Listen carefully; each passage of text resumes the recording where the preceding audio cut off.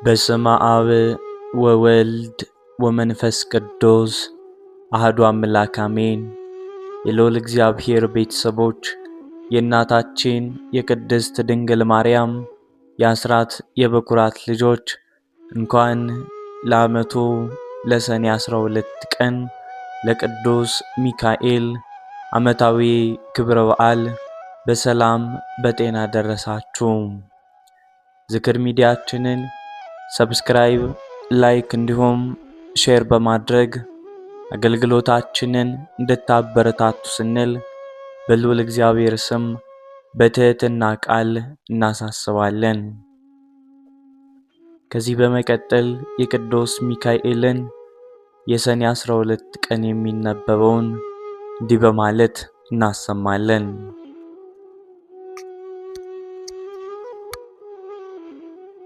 በሰኔ በ12 ቀን የሚነበብ የመላእክት አለቃ የቅዱስ ሚካኤል ድርሳኔ ነው። ይኸውም ታላቅ በዓል ነው። አማላጅነቱ ከኛ ጋር ይኖር ለዘላለሙ አሜን። ይህ ድርሳን የኢትዮጵያ አብያተ ክርስቲያናት ተቀዳሚ የሆነችው የአክሱም ሊቀ ጳጳሳት አባ ዮሐንስ የተናገረው ነው። የመላእክት አለቃ ቅዱስ ሚካኤልን እጅግ ይወደው ነበር። ይህ አባት ከተአምራቱ ጥቂቱን ሲናገር እንዲህ ብሏል።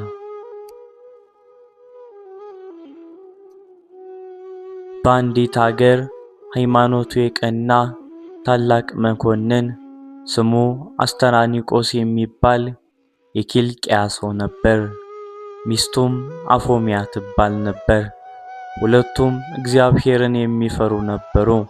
የመላእክት አለቃ ቅዱስ ሚካኤልንም እጅግ ይወዱት ነበር። በየወሩም ወር በገባ በ12 ቀን የበዓሉን መታሰቢያ ያደርጉም ነበር። ከገንዘባቸው በቅዱስ ሚካኤል ስም ለድሆች ለጦም አዳሪዎች ይሰጡ ይመጸውቱ ነበር። ባሏ አስተራኒቆስ ታመመ። ሚስቱ አፎሚያም እያዘነች ያለቀሰች እንዲህ አለችው፣ ጌታዬ አንድ ነገር ልንገርህ፣ እስኪ ስማኝ። ሴት ባሏ የሞተ እንደሆነ ብቸኛ ባይተዋር ጦም አዳሪ እንደምትሆን እንጀራዋንም በብዙ እንባና ሰቀቀን እንደምትመገብ አንተ ታውቃለህ።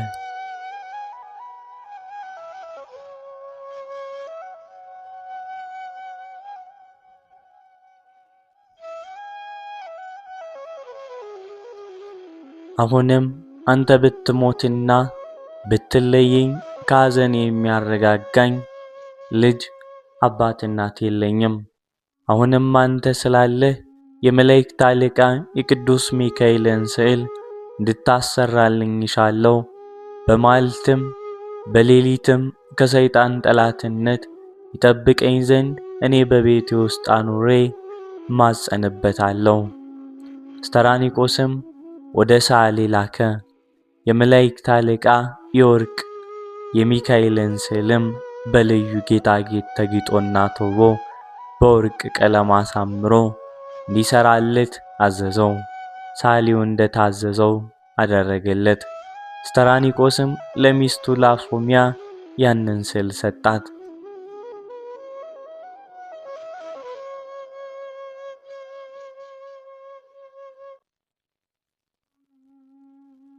ባሏም ከሞተ በኋላ አፎሚያ በመላእክት አለቃ በቅዱስ ሚካኤል ስዕል ፊት እግዚአብሔርን ታገለግል ጀመር። እንዲህ ያለች፣ የመላእክት አለቃ ሚካኤል ሆይ ዘንልኝ፣ ጠብቀኝ፣ ከእግዚአብሔር ዘንድም ምሕረትን ለምንልኝ፣ ይቅር እንዲለኝ ጸልይልኝ። ከቀን ወደ ቀን በጎ ምግባር ትጨምር ነበር። ለድሆችና ለጦም አዳሪዎች ትራራ ነበር። ሰይጣንም የምትሰራውን በጎ ሥራ ባየ ጊዜ በእርሷ ቀና። ተቆጥቶ ብዙ ልጆች የያዙ ባልቴቶች ሴቶችን መስሎ ወደ እርሷ ሄደ። ሊቃወማት መጣ።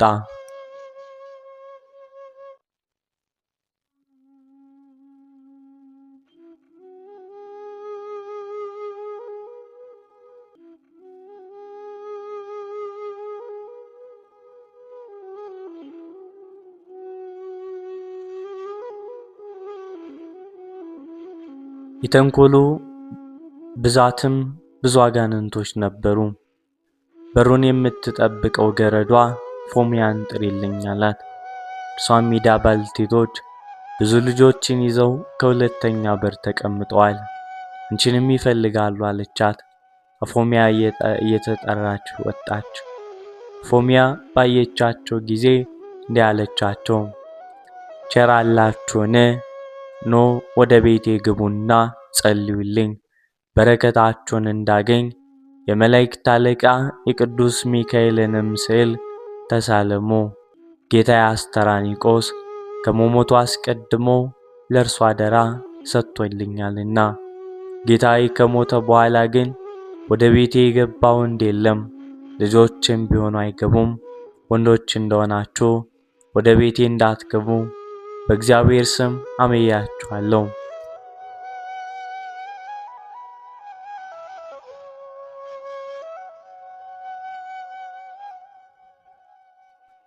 ዲያብሎስም ባልቴቶች ሴቶችን መስሎ እንዲህ አላት፣ እኛ ወደ ቤት አንገባም፣ በባልንጀራችን ቤትም አንጸልይም። ወደ አንቺ ከመምጣታችን አስቀድሞ በቦታችን ጸሎት አድርገናል፣ ላንቺም ለምነንልሻል፣ በቦታችንም እንዲህ ብለናል አላት። ጸሎትሽ ልመናሽ ብዙ ነው፣ ምን ይረባሻል? ያልኩሽን የማትሰሪ ከሆነ ጾምሽ ጸሎትሽ በመብዛቱ ምክንያት እድሜ ሳይደርስ በሐዘን ትሞቻለሽና ለድሆች ለጦም አዳሪዎች ምን ያክል ምጽዋት ትሰጫለሽ? ከመሞትሽ አስቀድሞ ድሃ ትሆኛለሽ፣ የሚቀብርሽም አታገኝም።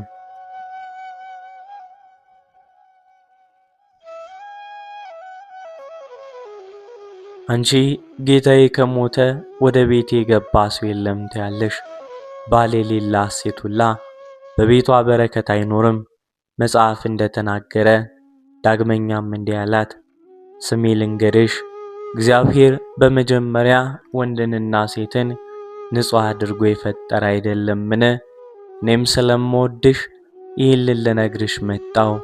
አንቺስ ሀብትሽን የሚወርስ የሚቀብርሽ ልጅ አልባ ሆነሽ እንዴት ትሞቻለሽ? እህቴ ሆይ ነፍስሽ ከወጣች ተስካርሽን የሚያወጣልሽ ስምን የሚያስጠራልሽ የለሽም።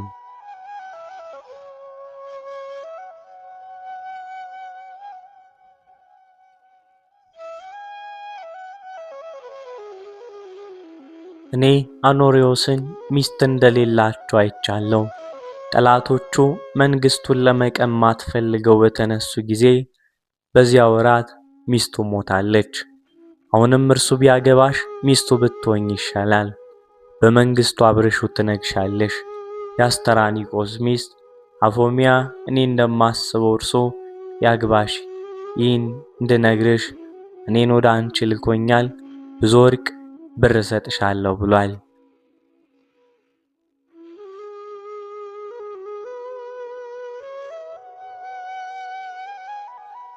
አፎሚያም መልሳ እንዲህ አለች፣ አባ ቆብህ መልካም ነው፣ አነጋገር ቃል ግን መጥፎ ነው። መልካም አይደለም ይህ ነገር ማለት አትጹሙ፣ አትጸልዩ፣ ለድሆች ለጦም አዳሪዎች፣ ባል ለሌላቸው ሴቶች፣ አባት እናት ለሌላቸው ልጆች ምጽዋት አትስጡ ብሎ የነገረ የትኛው መጽሐፍ ነው? ደግሞስ ይህን ማለት ሴት ለሁለት ወንዶች ሚስት ትሁን ወይንም ሁለት ሚስት ያግባ ብሎ ምን መጽሐፍ ነገረ? ይህ ሕግ የሰራ አንተ ነህ ወይንስ የነገረ ሌላ ሰው አለን? ወይንስ እኔን ወደ ኃጢአት ልትጥለኝ ትፈልጋለህን? እኛስ በጾም በጸሎት በምጽዋት ኃጢአት እንደሚሰረይ ግብ ያዘው የተፈጸመ ጋብቻም ሕጹጽ እንደሆነና ርኩሰት እንደሌለበት ከድሮ ሰምተናል። ዮናስም ታላቂቱ ከተማ ነነዌ እስከ 3 ቀን ድረስ በእሳት ትጠፋለች ብሎ ሰበከ። የነነዌ ንጉሥ ይህንን ሰምቶ በጾምና በጸሎት በብዙ ልቅሶና እንባ ምህላ እንዲደረግ አወጀ። የነነዌ ሰዎች ንስሐ ገቡ። እግዚአብሔርም በደላቸውን ይቅር አላቸው። ንስሐ ስለገቡ ከጥፋት ዳኑ። ኢዮኤልም እንዲህ ብሏል፣ አሁንም እግዚአብሔር አምላክ እንዲህ አለ፣ በፍጹም ልባችሁ በጾም በጸሎት በሐዘን በልቅሶ ወደ እኔ ተመለሱ። ልብሳችሁን ሳይሆን ልባችሁን ቅደዱ። ወደ አምላካችሁ ወደ እግዚአብሔር ተመለሱ። ሩሩ ይቅር ባይ ነውና፣ መዓቱ የራቀ ምሕረቱም የበዛ ነውና።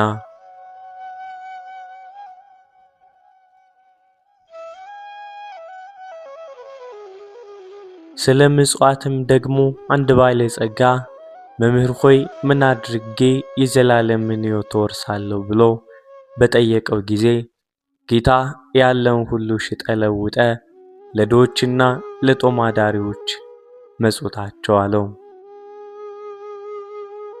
ከዛም በኋላ ተከተለኝ ብሎታል። ስለ ጋብቻም ባልና ሚስት አንድ አካል ናቸው። እግዚአብሔር አንድ ያደረጋቸውን ሰው ሊለያቸው አይችልም ብሏል። ከቅዱሳት መጻሕፍት የተገኙ እነዚህ ምስክሮች ጾም፣ ጸሎት፣ ምጽዋት ደጋግ ሥራዎች እንደሆኑና ከፍተኛ ዋጋ እንዳላቸው ያስረዱናል። በሕግ የተፈጸመ ጋብቻም ክቡር ነው፣ ቅዱስ ነው።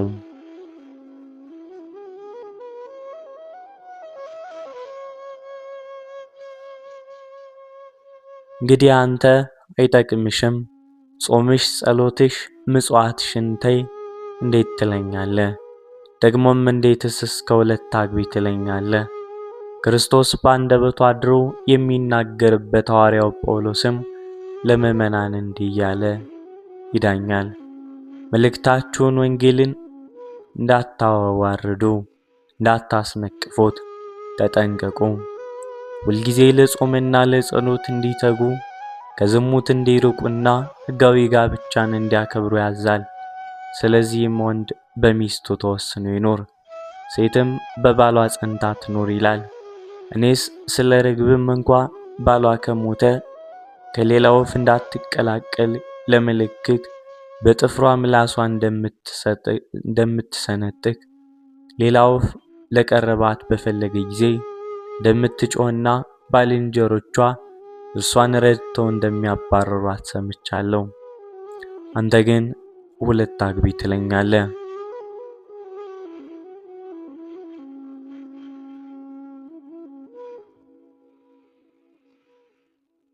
ይህ የእግዚአብሔር ሥራ ወይንስ የሰይጣን ሥራ ነው? አንተ ጎስቋላ፣ እኔስ አንተ ሰይጣን ትመስለኛለህ? ወይንም ሰይጣን አድሮብሃል ማለት ነው? እንዲያ ካልሆንክ ትሳለም ዘንድ የመላእክት አለቃ የቅዱስ ሚካኤልን ስዕል አመጣው አለችው። አፎምያ ይህን ብላ ወደ ቤት ገባችና የቅዱስ ሚካኤልን ስዕል ይዛለት መጣች። ሰይጣንም የመላእክት አለቃ የቅዱስ ሚካኤልን ስዕል ባየ ጊዜ ከነሰራዊቱ እንደ ጧፍ ወፍ ሆኖ በረረ። መለስ ብሎም አፎምያን ተናገራት፣ እንዲህ አላት፣ ላስትሽ በነገሬም ላጠምድሽ ወደ አንቺ መጥቼ ነበር፣ አንቺ ግን ሸፍነሽኝ አመለጥሽኝ።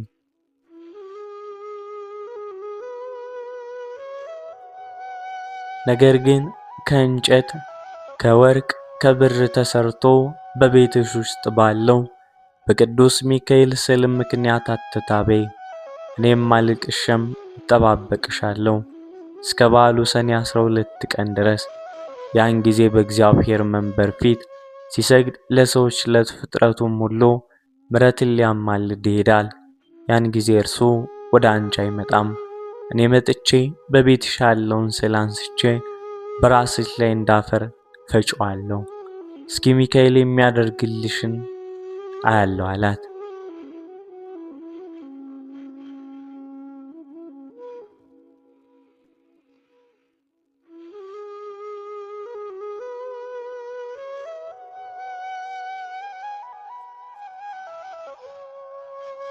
አፎምያ ዳግመኛ ብትመለስ በመላእክት አለቃ በቅዱስ ሚካኤል ጸሎት አፍረ ትሄዳለህ አለችው።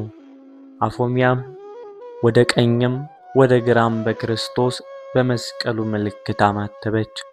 ያን ጊዜም ሰይጣን አፈረና ወደ ኋላው ተመለሰ። አፎምያም ለድሆችና ለጦም አዳሪዎች በመረራት በመመጾት በጾም በጸሎት በጎ ሥራን እየጨመረች ሄደች።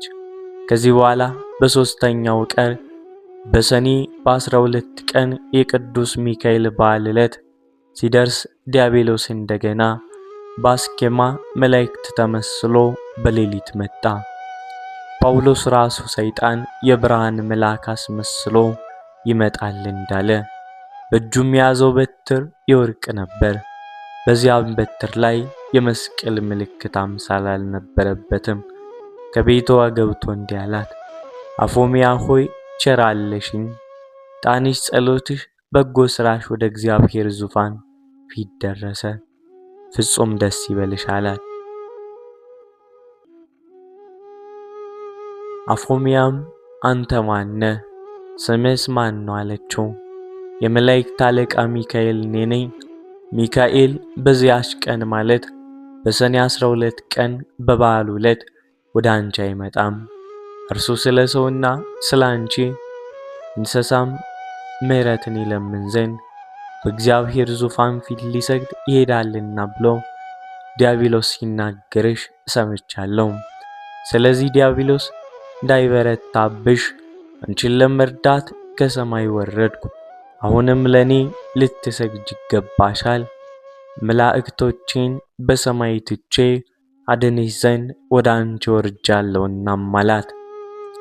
አፎሚያም አንተ ሚካኤል ከሆንክ በእኔ ቤት እንዳለ እንደ ሚካኤል ስዕል አምሳል ምልክት ያለበት በትርህ ወዴት አለም አለችው። ዲያብሎስም እንዲህ አይደለም፣ በእኛ በመላእክት ዘንድ እንዲህ ያለ ምልክት የለም አላት። ዳግመኛም አፎሚያ ንጉሥ ማኅተም የሌለው ደብዳቤ ቢልክ የሚያምነው የለም፣ እንዲሁ መላእክትም ከሰማይ በወረዱ ጊዜ የመስቀል ምልክት የሌለው ይህ መልአክ አይደለም ብለው ይንቁታል እንጂ አይቀበሉትም። አንተ ሚካኤል ከሆንክማ ተቀብለ ትሳለመው ዘንድ ሂጄ ሚካኤልን ስዕል ላምጣልህ አለችው።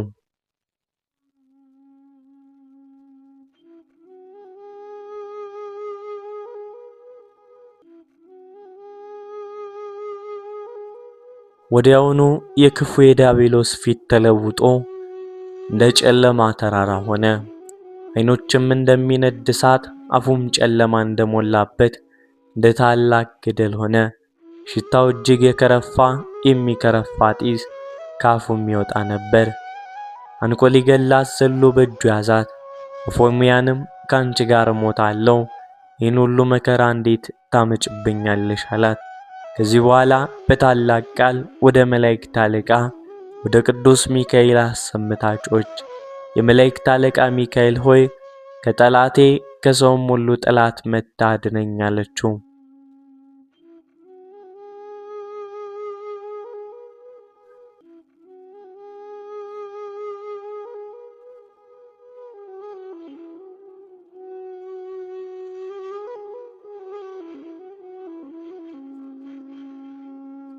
ከዚህም በኋላ የመላእክት አለቃ ቅዱስ ሚካኤል ያድናት ዘንድ ታላቅ ብርሃን ልብስ ወረደ።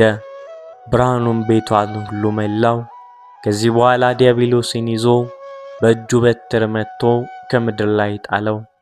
ዲያብሎስም ቅዱስ ሚካኤልን እግዚአብሔር የሰጠኝ ጊዜ ሳይደርስ እንዳታጠፋኝ በእግዚአብሔር ስም አምልሃለሁ፣ ከዚህ ስዕል ወዳለበትና ስም ወደ ተጠራበት አልደርስም።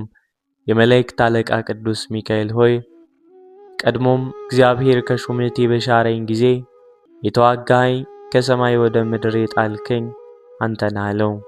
ያን ጊዜ ቅዱስ ሚካኤል ዲያብሎስን አሳፍሮ አዋርዶ ተወው።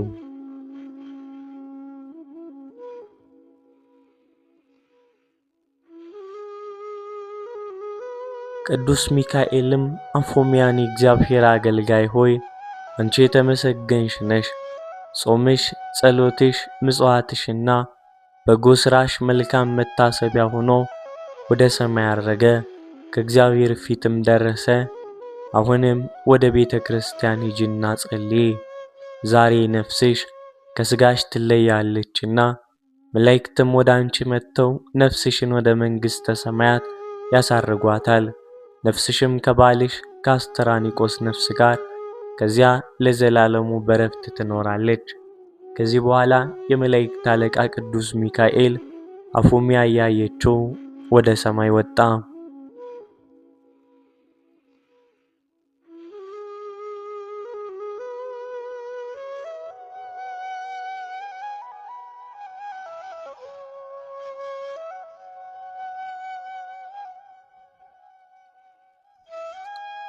አፎሚያ ወዲያውኑ ንጹሕ ልብስ ለብሳ ወደ ቤተ ክርስቲያን ገባች።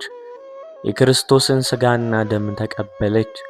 ጳጳሱንም ከእግሩ ስር ወድቃ ና ከቤቴ ገብተ ስለኔ ጸልዩልኝ፣ ከካህናትና ከዲያቆናት እዚህ በቤተ ክርስቲያን ካሉት ሁሉ ጋር ቤቴን ባርክልኝ ብላ ለመነችው። ልጆቿንም ሂዱ ገንዘቤን ሁሉ አምጡ፣ ድሆችንም ጦማዳሪዎችንም በአደባባይ ያገኛችሁትን ሁሉ ጥሩ አለቻቸው።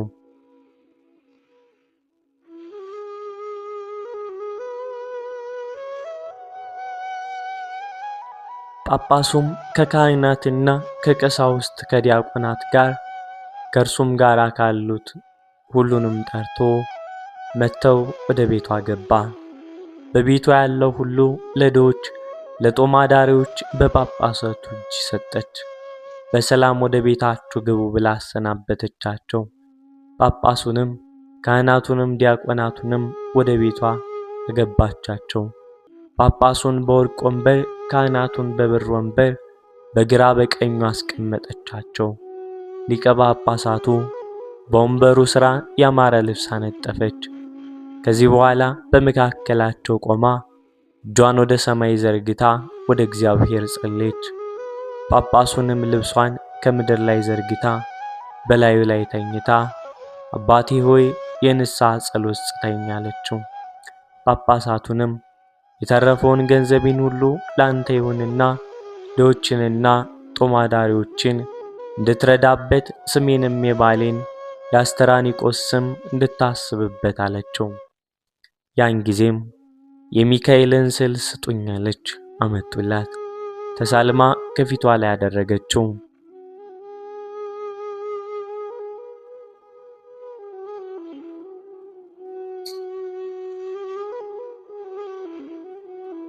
ከዚህ በኋላ ይህ ስዕል ከፊቷ ላይ እንዳሞራ በሮ ከመላእክት አለቃ ከቅዱስ ሚካኤል ቤተ ክርስቲያን ውስጥ ገባ።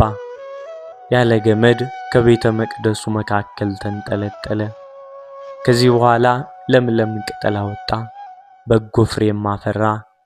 ደረቂቱ የአሮን በትር እንደለመለመች እንዳበበች እንዳፈራች እንዲሁም አስደናቂ የእግዚአብሔር ሥራ በዚህ ስዕል ላይ ተገለጸ። በዚህ አገርም ታላቅ ደስታ ተደረገ። የታመሙ ርኩሳን አጋንንት ያደሩባቸውም ሁሉ ይህን ቅጠል እየቆረጡ ወስደው ይታጠቡ ነበር። ለአገሩ ሁሉ ድነት መድኃኒት ይሆናቸውም ነበር።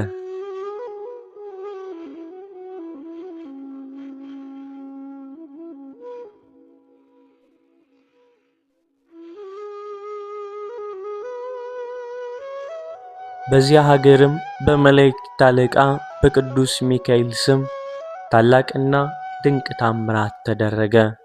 የተወደዳችሁ ወንድሞች ሆይ የእግዚአብሔርን ቸርነትና ጸጋ ምሕረቱን እናስተውል። በተቀደሱ ስዕሎች ፊትም መጸለይን ለእግዚአብሔር ስግደትንና ምስጋና ማቅረብን ቸል አንበል። በእነርሱ ላይ የሚገለጠው የእግዚአብሔር ሥራንም አንጠራጠር።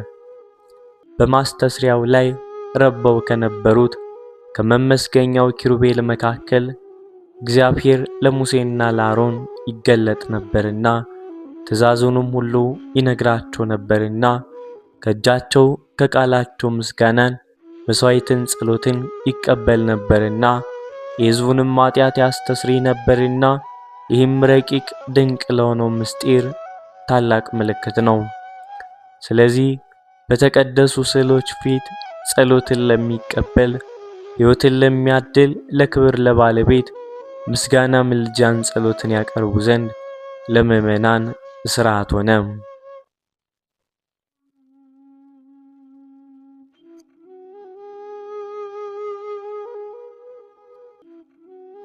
በሰማይ ካለው በምድርም ካለው ከምድር በታች በውሃ ውስጥ ካለው ፍጥረት ሁሉ አንተ አምላክ አታብጅ፣ አትስገድላቸው፣ አታምልክላቸው ሲል እግዚአብሔር አዟል። ስለዚህ በተቀደሱ ስዕሎች ፊት ለእግዚአብሔር ጸሎትንና ምስጋናን ማቅረብ አይገባም እያሉ በኦሪት ቃል የሚመካኙ ሰዎች አሉ።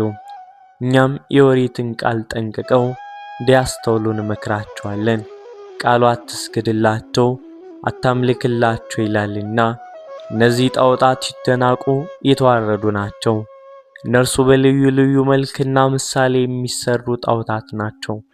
ለእነሱ ልንሰግድላቸው አይገባም፣ ሰው ሰራሽ ናቸውና የእግዚአብሔር ኃይልም የለባቸውምና። ቅዱሳን ስዕላት ግን እንደዚህ አይደሉም፣ የምስጢር ምልክት ናቸው። የሰው ሕሊና በእግዚአብሔር ተስፋ ላይ ያርፍ ዘንድ ረዳት የሚሆነው ረቂቅ ምስጢር ምልክቶች ናቸው እንጂ የሰው ሕሊና በእግዚአብሔር ተስፋ ላይ ያርፍ ዘንድ ረዳት የሚሆኑ ረቂቅ ምስጢርንም ማለት እግዚአብሔር ልጅ ሰው እንደመሆኑ ከድንግል እንደመወለዱ በብረት እንደመተኛቱ በዮርዳኖስ እንደመጥምቁ በመስቀል ላይ እንደመሰቀሉ እንደ ትንሣኤው እንደ ዕርገቱ ዳግመኛ በጌትነት እንደመምጣቱ ያለውን የሚያሳስቡት ድንቅ የሆነ የእግዚአብሔር የሥራው መጻሕፍት ናቸው እንጂ እነዚህ ምስጢራት የሚመስሏቸውም በስዕል ይገለጣሉ። የእግዚአብሔር ነገርን ያስተምራሉ። ምልክታቸውም ሁሉ በሁሉ የሚሰራ የክብር ባለቤት የጌታ ስም ነው። አምላክ በሚገለጥባቸው ስዕላት ፊት በምንሰግድበት ጊዜ ለቀለሙ፣ ለወረቀቱ፣ ለቅቡ፣ ለንድፉ የምንሰግድ አይደለንም። እንደ ቸርነቱ ብዛት እንደ ካህሊነቱ ጽናት በስዕላት ላይ ለሚገለጥና በእውነት ለሚጠሩት እንደወደደ መልስ ለሚሰጥ አምላክ ነው እንጂ።